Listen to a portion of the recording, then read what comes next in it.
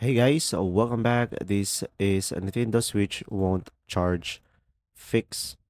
So first one is do a power reset by holding the power button for 15 seconds, then release it and press it once more, and this will reset the console.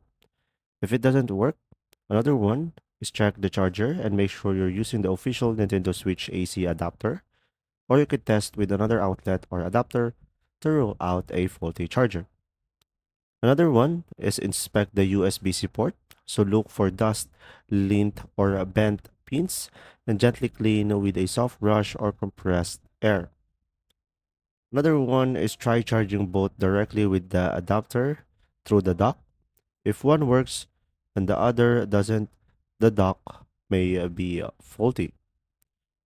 Another one is hard battery drain fix by leaving it plugged into the official charger for at least 30 to 60 minutes. And even if it shows no signs of charging, sometimes the battery needs a longer wake up.